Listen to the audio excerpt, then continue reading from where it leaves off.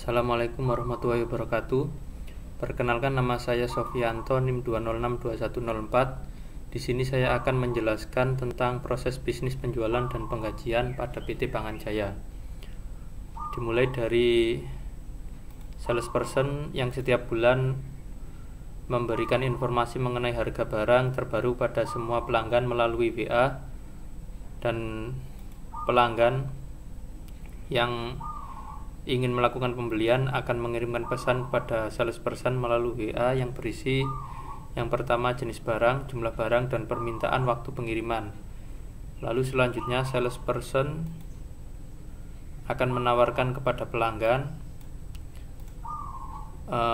untuk transaksinya mau kontrak atau satu kali transaksi saja. Untuk kontrak itu pembelian selama 6 bulan. Setelah menerima, lalu pelanggan akan melakukan konfirmasi mau kontrak atau satu kali transaksi saja. Lalu selanjutnya pihak salesperson akan melakukan konfirmasi. Setelah menerima konfirmasi dari pelanggan, salesperson akan mengirimkan email kepada administrasi penjualan dan supervisor penjualan yang berisi nama dan alamat pelanggan, lalu jenis transaksi, jenis barang, jumlah barang, dan waktu pengiriman. Untuk yang dikirim kepada administrasi penjualan akan dibuatkan faktur berdasarkan data yang telah dikirim melalui email tadi.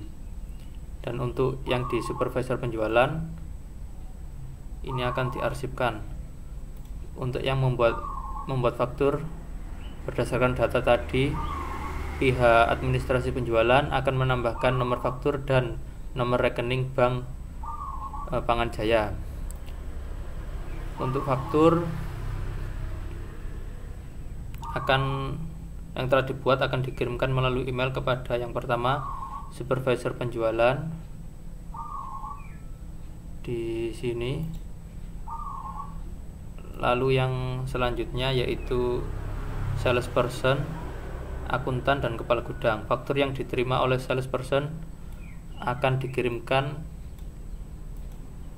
di sini, akan dikirimkan kepada pelanggan. Untuk yang diterima oleh kepala gudang dan akuntan akan dicetak dan diarsipkan berdasarkan tanggal. Ini yang akuntan akan diarsip berdasarkan tanggal. Untuk kepala gudang juga sama.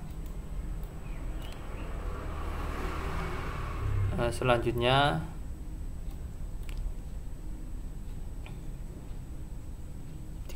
yang ini dikirimkan kepada pelanggan. Lalu pelanggan akan pada tanggal pengiriman, pelanggan akan melakukan pembayaran dan mengirimkan bukti pembayaran kepada salesperson. Lalu bukti pembayaran tadi dikirimkan oleh salesperson kepada akuntan melalui email.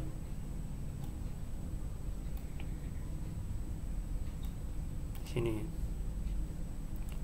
Lalu pada saat tanggal pengiriman, kepala gudang akan menunjuk sopir untuk melakukan pengiriman barang.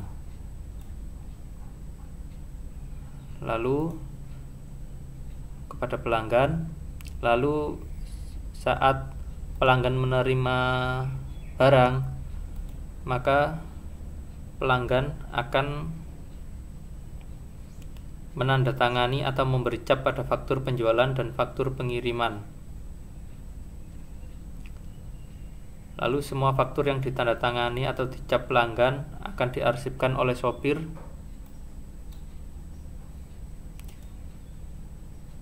dan pada akhir bulan akan direkap dan diberikan kepada akuntan. Lalu menjelang akhir bulan,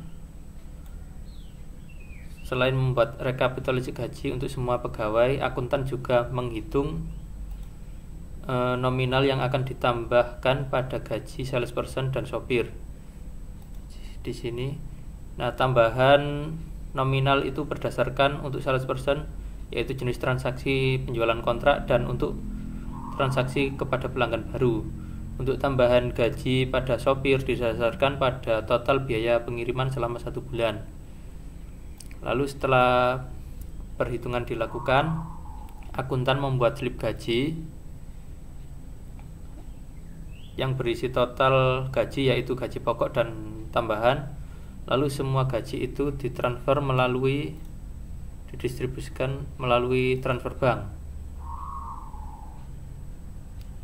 Lalu untuk slip gaji juga didistribusikan berdasarkan kepada departemen masing-masing. Untuk slip gaji salesperson diberikan kepada departemen yaitu supervisor penjualan, dan untuk slip gaji sopir diberikan kepada kepala gudang. Lalu pada akhir bulan, akuntan akan membuat jurnal penerimaan kas yang berdasarkan pada bukti pembayaran dari pelanggan. Selain itu, akuntan juga membuat jurnal pengeluaran kas dari transaksi pembayaran gaji berdasarkan bukti transfer gaji. Di sini proses penjualan dan penggajian selesai. Lalu untuk kelemahan pada proses ini yang saya temui itu ada di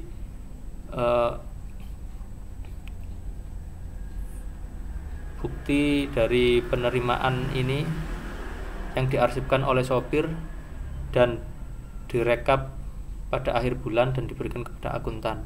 Ini menurut saya sangat rawan kecurangan karena di sini sopir bisa saja melakukan kecurangan dengan menambahkan faktur-faktur yang palsu atau gimana untuk menambah jumlah biaya pengiriman, sehingga ketika biaya pengiriman tambah maka gaji sopir juga akan meningkat. Lalu untuk proses penggajian juga sama, berdasarkan kelemahan yang ada di proses penjualan tadi.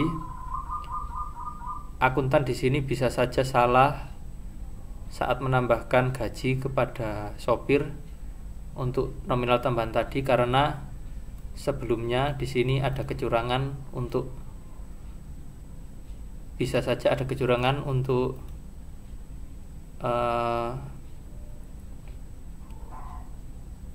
biaya pengiriman tadi, sehingga di sini juga bisa saja terjadi kekeliruan. Mungkin itu ya kekurangan yang saya temui di proses penjualan dan proses penggajian. Mungkin sekian presentasi flowcard dari saya, kurang lebihnya mohon maaf. Wassalamualaikum warahmatullahi wabarakatuh.